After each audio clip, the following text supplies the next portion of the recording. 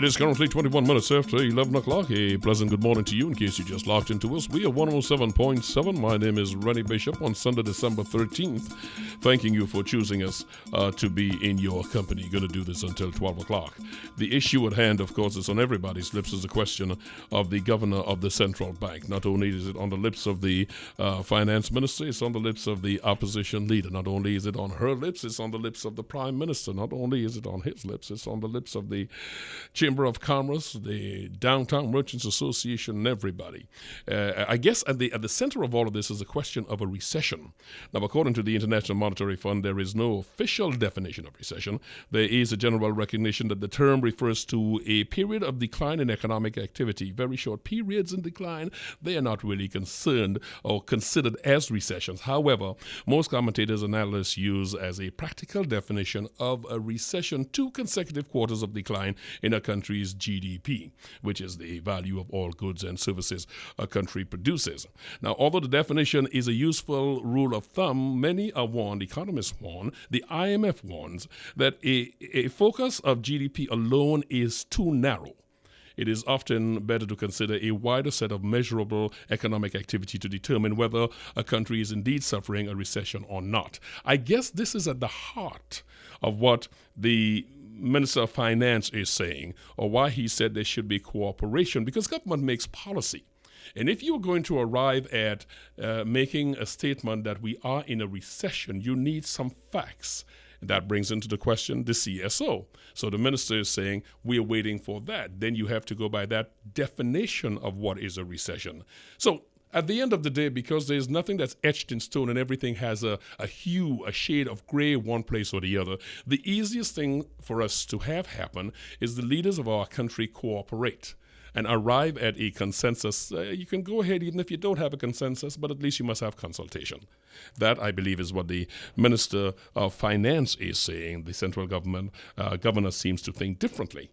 My guess on the issue of the central bank governor, where his leverage is, his independence, and so on, is Attorney Jean-Louis Kelly. Attorney Kelly, thank you so much for joining us this morning. Good morning. Thank you for having me, Mr. Bishop. It is good to see you again. First of all, let us establish the independence of the central bank. Define that for me. Well, the central bank itself is independent. It is. Let me put it clear. It's kind of similar. It's under the ambit of the Ministry of Finance to an extent, where there's some collusion and not collusion. Let me not use that word, but collaboration amongst the minister as well as the central bank. Now, the bank itself would be run by a board, and there's provision as to how that board is appointed. That board is actually appointed the central bank governor, 2 deputy governors, and I believe it's 6 other directors, right? 2 of whom may be a minimum, 2 of whom may be public service directors, right? Coming from Ministry, Trade, etc., with the qualifications. And the Act sets out quite clearly, the Central Bank Act, what sort of qualifications these persons should have. Okay. Right? So I'll start with the governor. Yes. Who appoints the governor? The president appoints the governor. Does the president do this in consultation with the government and the opposition, or is this a decision singularly his? By the act of by the Central Bank Act, it's stated clearly it's for the president to do it. In practice, in years gone by, it may have been on the advice of the government. But it's something that falls within the ambit of the president. The president, with or without the agreement of the political directorate. Well, it's really just for the president. Okay, enough said. Yes. What is the term of a Trinidad Central Bank governor? The term is set out by Section 7(2) of the Central Bank Act for a period of 5 years for the governor. 5 years. For everyone else, I think the deputy for a period fixed by the president, any reasonable period, and they are open. And ordinary directors have a 3-year term, right? But they are all open to reappointment. All right, or termination of that appointment. Or termination. But that termination can only come from the president. The president. That's so correct. it is a natural extension to say that if he appoints and he's the only one to remove them, it is true to hazard or just interpret that he is answerable to the president, or is he to the parliament? I mean, who is he answerable to? This is the governor of the central bank. Well, the simple answer to that is he's technically answerable to the people of Trinidad and Tobago as a whole. But in terms of the employer, he would be employed by the central bank. And there's provision for his resignation in the act as well as his termination. And it's the president, you are very correct there, that the president is the person to remove and terminate central bank governor. Now, we go into the way it's couched. They say the president may remove. And that's a matter of statutory interpretation because no act really compels the president to do something. Right? So even though there's use of the word may, it really is that the president will remove in certain circumstances. And those are set out in the act to include situations such as if the governor is found to be guilty of an offense and convicted, if he doesn't carry out his functions sufficiently or misbehavior in public office, if he falls ill, for instance, if he had a stroke and can't continue, well, then you'll need to have that person removed so that you can appoint someone to do the job. But if there is a lack of confidence by the elected, by the government, there is a loss of confidence in the central bank governor. There is nothing that they can do. They just have a loss of confidence and stay so, and that's it. Well, I think the way the act is, it's broad enough that if someone is guilty of misconduct in relation to his duties. Right, so that's the law. That's the law. But absent, let's just say there is a major policy difference that is said to be, you cannot bridge it. This is a major difference between the governing body and the central bank governor. Nothing happens in that case. You all just stay at loggerheads and continue your functions. Until the president decides to change if he sees the need to. If he sees the need to. Once it is that the person is carrying out their duties. Because if the central bank governor fails to carry out their duties in accordance with the act, they can be removed by the president as well. There's provision for that in the act. I want to get into that area of breaching the Banking Act in a moment. Before I do that, the government sets policy. Is the governor, as the Minister of Finance says, obliged to communicate with the government? And is this obligation legal or moral? Well, it depends on the backdrop. In the current backdrop, I think it's a moral, I'm of the opinion, it's a moral situation in terms of declaring the recession issue. But there are several areas of the act which require consultation with the minister.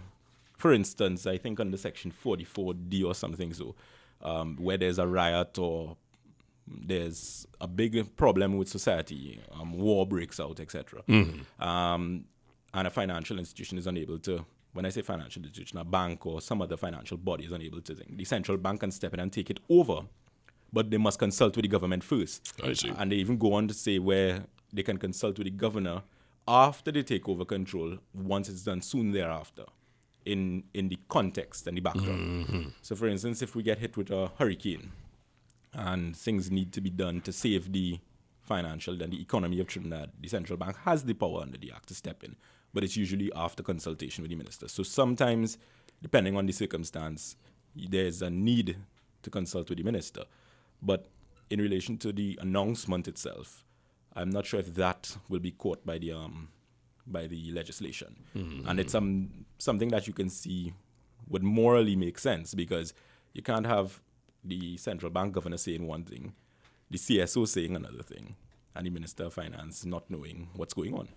Yes, in this case, the Minister of Finance said, nobody talked to me, nobody said anything. As a matter of fact, what was disturbing, and I don't know if you had time to pay attention to this, is I read a report where the Minister of Finance or someone on his behalf said, we requested a copy of the speech and were refused. Did you get time to see that? Yeah, well, I did read that in an article. That would be disturbing, would it not? Yes, because it goes a bit further, because as I said before, there are certain things under the Act which require consultation with the minister. One of them is every year, the governor must provide a statement of accounts, etc., for the minister to look at.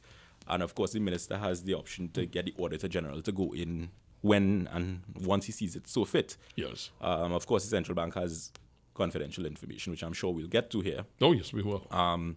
But there's provision to deal with even that. So if it is the governor must provide information to the minister on a yearly basis, at least in accordance with the accounts, and there are some other areas that he must provide certain information.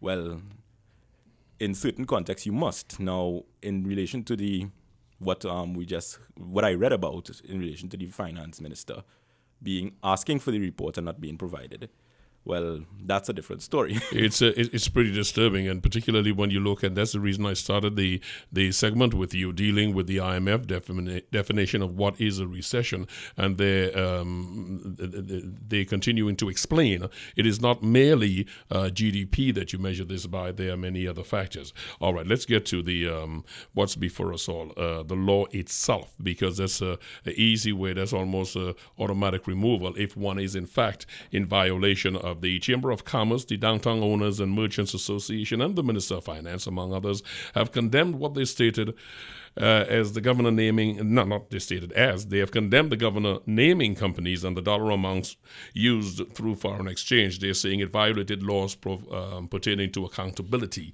What laws, if any, were broken? Right. Now, let me start by saying I read, so my knowledge is based on what I would have read, the press releases from the governor. Let's start with that. The governor was stating that he had the power to do so, to release this information.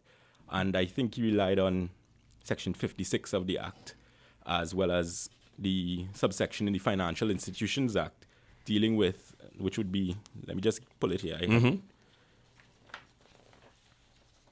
The Financial Institution Act, he relied on Section 8.5, I believe it is. And he said that in the interest, once it is the information, is an analysis of the financial condition of the financial institutions and is contained in any statement or other document to be filed with the central bank. Then he has the power to, once it's for the financial system of Trinidad and Tobago, he has the power to release it once it's in the best interest of the financial. And the Chamber of Commerce, like the Downtown Merchants Association, is asking what is the compelling interest in this case of naming the individual companies and the actual dollar amount they're doing as against identifying sectors of the economy that's using up the money. That is one of the things they argue. Correct. And I've seen all the criticism that come in, and I am also of the opinion that regardless of what I was just getting to the point that I was saying, regardless of what the press release contained, on a legal basis, the issue that I've seen is Section 8 primarily deals with the confidentiality on financial institutions. And the same section that we're going to, if I may just read it, it says, Please. Where the central bank determines disclosure of further information concerning a licensee, in addition to the referred in subsection 5, would be in the best interest of the financial system of Trinidad and Tobago or the depositors, customers, creditors, shareholders of such licensee. The central bank or any person acting under the direction of the central bank may disclose such information by any means that the central bank considers appropriate. Now, in reading that section, it's clear to me that the section relates to a licensee. The definition of a licensee is someone licensed under the Financial Institutions Act, being a financial institution, whether a bank carrying on the business of banking, an insurance company, etc. As far as I saw the names of the companies listed, dealing, for instance, PriceSmart, Quartz, Massey, all of these companies, I don't consider those to be financial institutions or in the business of banking. Maybe they are, but I don't see it. So in any event, the press release which was released by the central bank governor, specifically dealt with relying on that section. But to my mind, that section deals with licensees clearly. So the act then goes on further in saying nothing in the subsection authorizing the central bank or any person acting under the direction of the central bank to disclose information about a particular depositor or creditor of such licensee, except where the disclosure is required by any written law ordered by the court. That is an issue with confidentiality. Yes. For instance, if I have a fraudulent transaction occurring and there's an application through a specific place, being the High Court, to release this information, the court has the power to say, well, yes, we want these records and compel, right? And that's not a breach of confidentiality. But here, it makes it clear no depositor or creditor of such licensee. In this case, I believe the information that was released amounted to that. Right? Now, the potentially, and when you're looking at the potential liability that you asked, any person who contravenes that section is liable on summary conviction to a fine of $600,000 and imprisonment to 2 years. 600,000 and imprisonment, not for 2 years. And correct. That's the maximum penalty. All right. As well, the Central Bank Act itself speaks towards the secrecy and confidentiality in Section 56 of the Act. And it says any person who is in breach of that section is liable to a fine of $6,000 and to imprisonment for 2 years. So you've got two areas of penalty that can concurrently run. Correct. Well, yes, correct. Yes, really. So the main question to my mind falls into what precisely were the powers, and another issue which may arise, which I'm of the opinion as well, is a rule of statutory interpretation, because when you're reading this legislation, you have to read it in a context. And there's a principle, a Latin phrase, which is generalia specialibus non deroganta, which really means an act which is of general, a general provision in an act can't trump a specific provision. So if you specifically have a provision dealing with certain things, and then you have a general provision saying, well, the central bank may do this generally, and it doesn't leave it out, and then the specific provision in the act takes precedent. And to my mind, as I just read out, there's a specific provision dealing with nothing shall authorize anyone who's a depositor or creditor of a financial institution business being put out. Right? So your reading of it, what you're saying, if I interpret you correctly, your reading of this is that there is no justification for what was revealed about these individual companies and the amount of money that they're using. Am I correct on that? Correct. Based on my reading of what was put in the newspapers, right. That's the understanding I have, unless there's something more which I don't know. That question of client confidentiality was raised as a bigger picture by the head of the Massey Group, and he's saying that for over 20 years, this country has been touting setting up itself as a financial institution for the Caribbean. And when you have this breach of confidentiality, was one just like this, in his view, that's the head of the Massey Group of companies, you are in fact undermining any possibility of that becoming reality. Correct. I'm not sure if you've read the article of a former deputy governor in the form of Dr. Farrell.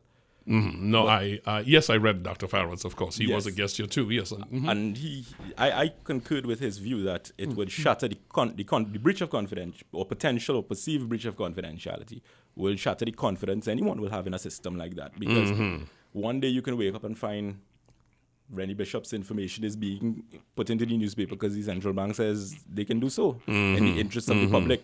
Now, and that is the point, because is that not the point? Forgive me for a moment. Is that not the point exactly? If there is a compelling public interest, then we may be looking at a different situation here. The justification for compelling is that folks are questioning how the foreign $500 million in money before that was used up. If that is the question, is that compelling sufficient to demand or to authorize you or to let your better judgment lead you to disclose this information? Is that compelling sufficient? Does that trump banking confidentiality? And that's what I will also say. I mean, the whole concept of public interest. Yes. People get this misconception because a public interest does not mean it becomes a matter of public interest in law. The public may be interested in what Rennie B does on a Friday afternoon, but that doesn't make it a public interest. Indeed. Right? It's what's the threshold and what precisely amounts to an issue of public interest. But the Act even goes further as to the public interest in the financial system, right? I don't know specifically knowing who gets the money itself necessarily amounts to an interest, the public, public interest in the financial system of Trinidad and Tobago. This is not legal, but surely even if you felt the need to explain where the money goes, then you can do a percentage of the money is used. I mean, to get into the dollar amount, a percentage of money is used by the import-export industry. I mean, it makes the same point. And because it raises the question of, what about the hardware fellas? What about the guys who are doing cars? What about the guys who's bringing in heavy machinery? I mean, why are their names not in this discussion? Correct, and that's why I'm saying, because all the persons listed, I mean, I would assume anyone who looked into it from the public must realize that these institutions will need to use foreign currency. Because if you're Massey and your answer Diamond Motors, let's say, you're buying cars, no foreign dealer is going to accept the Trinidad currency to sell you these cars. So Precisely. obviously you'll have to purchase foreign currency. You're PetSmart with one of the biggest places to distribute goods, and by the way, they're not made here. Correct. And that's why I'm saying it's the amount, the clear indication of the amount. Why are you putting that out? And for what reason? That's the question. That it begs the question to me, and that's why I referred to Dr. Farrell's article, because when he looked, he raised an valid and important point, which says, since 1993, when there was no longer a need to put out certain information with the central bank, they didn't disclose anyone's information, and even before then, prior, no information was disclosed. This is the first time all of this information is being disclosed in this manner. So to his knowledge. Leaning against what Dr. Farrell is saying, you would be inclined to hear with more than sympathetic ears the voice of the Minister of Finance, who is saying that some criminality may have been committed here. Possibly. As I said, those are the maximum sentences. So it depends on the circumstance and what specifically, and it's for a court of law to find Right. if that breach was in fact done, for the DPP and whosoever to investigate. So I won't. You are as an a comment attorney, on you that. will be on one side and somebody else will be on the other side. And as you said, it's a matter of interpretation, and we'll have to wait to see that. Speak to this question, however.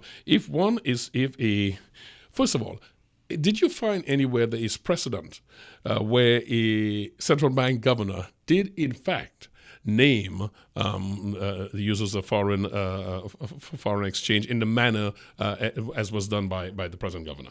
No, I haven't seen any similar circumstance. Is there any precedent anywhere for a central bank governor being removed in the English-speaking Caribbean, to your knowledge? To my knowledge, no. I know outside, externally, in other countries, Greece, for instance, there have been a resignation pressed by the government, the president. But they're going through their own turmoil, which can account for that. Yes. But I haven't seen anywhere, to my knowledge. And that is important, because I'm going on. It is fine to hear all the commentators either report, slant, and or opine as to who is doing what. The opposition members say that they are pushing the central bank governor out. Hence the reason I was happy that we laid out the picture. Nobody really can pressure the president to do something. No, well, From the way the law is stated, nobody can pressure the president to remove the central bank governor. no, you could make recommendations. But Yes. I did see the article this morning. The Prime Minister is saying they have not said Yes. or pressed for the removal, and he went as far as to say the removal of the governor would be the governor removing himself. Yes. Yes. So, I listened to the Prime Minister last night, and he made exactly that point. We are not actively involved. correct. And let me see if I can rephrase that. We're not actively involved, or I had to quote it right. We're not actively involved in the removal of the central bank governor, but he has done sufficient to remove himself. And I will even go further, because I've seen on several of the news reports, the press has been asking through the AG, the communications minister, etc., about what steps, if any, are being taken to remove. And each of them has stayed clear of it and said that the finance minister made a statement, and if at all you have to, you would ask the finance minister, but no one gave any comment on it. So I want to repeat that because it's really important. The political the political party that's in charge, the government, can be at variance with the central bank governor. You can be that, but the Prime Minister says we are not actively looking to remove the man. We disagree with a couple of things, but we're not actively moving to do this. And from what you have laid out here, even if they tried, I mean, you can bring public pressure by saying something over and over again, but the president, he's going to be moved by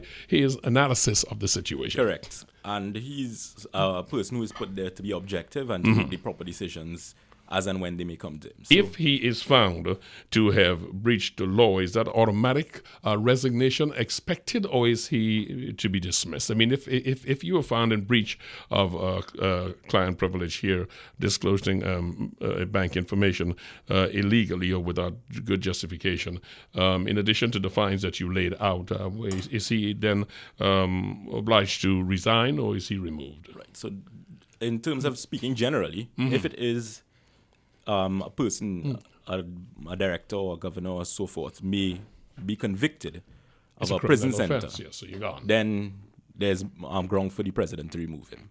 But you're automatically removed, are you not? I mean, if it's a criminal proceeding... Well, as I said, the words in the same statutory interpretation I spoke about before, they say the president may, but in those circumstances, I will say 90% certain he will be removed. My guest is Attorney Jean-Louis Kelly, who I'm blaming for everything this morning. And we're talking about what's going on with the central bank governor.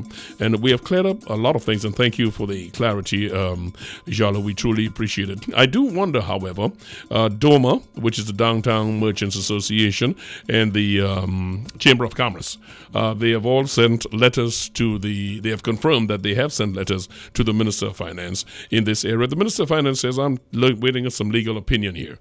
If the Minister of Finance comes back and says, well, my legal folks tell me there's nothing we can do, is there any recourse for the Chamber of Commerce and DOMA as the direct clients who feel that, in fact, they were offended, their rights were in fact violated? Yes, and it could even go further, because I know it's DOMA and the Chamber of Commerce, as well as several of the private individuals came out.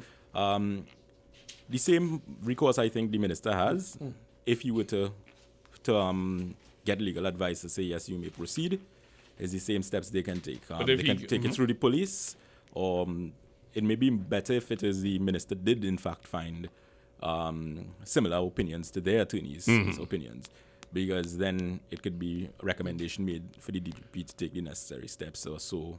Well, what have you?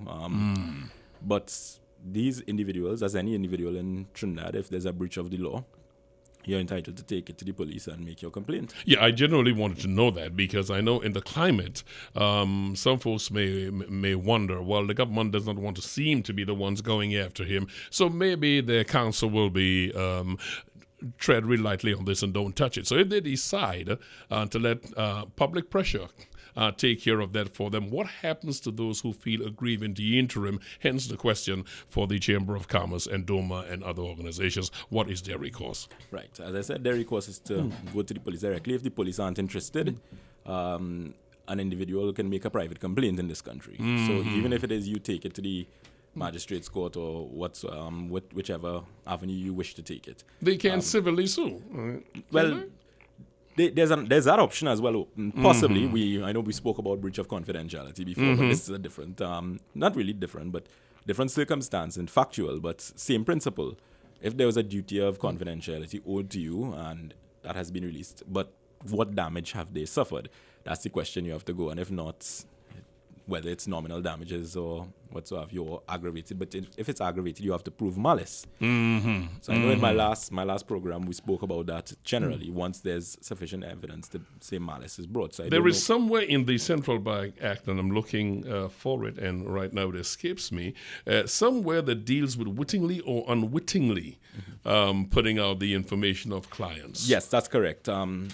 And I saw that as well. Because you don't need malice in that case. Correct. Well, that's also a criminal charge. I think the penalty for that was 2,002 years or something to that effect. Yes. I do know of that. And the reason I ask that is because you don't need malice in a case like that. No, but it comes back to the same principle of criminal. As criminal activity. Because where there's a penalty clause, it's a criminal liability. I was just speaking in terms of the civil possibilities that they may have. Right. If it is you're going after breach of confidentiality, then in order to prove loss, you have to prove what loss you've suffered.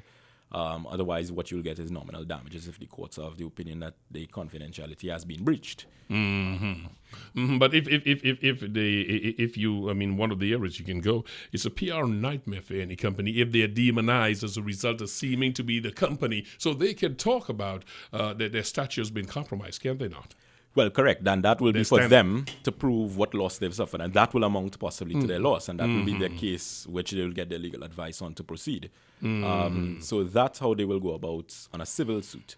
But I don't know, I haven't read anything, and I don't know to date if any of these companies have suffered loss or clients have come and said, well, I think in careful examination of the statement made by the head of Massey Group, he's claiming very clearly that we are going to take a hit in perception, at the very least, public perception of our companies, because it has not been explained, as he said, that we're not importing these things for ourselves. We are importing these things for the consumers to buy. Indeed. So when you do it like that, it sounds as though we're doing it for ourselves and keeping it to ourselves. No, we are doing a public service. Correct. And that's why I said in those circumstances, there may be an action open to them. But they will have to seek their legal advice and bring the instructions as to why and be advised on those things. But I don't have any of that information. Folks wanted to get in touch with your services and what you do. Is there a way they can reach you, by the way, Shaw?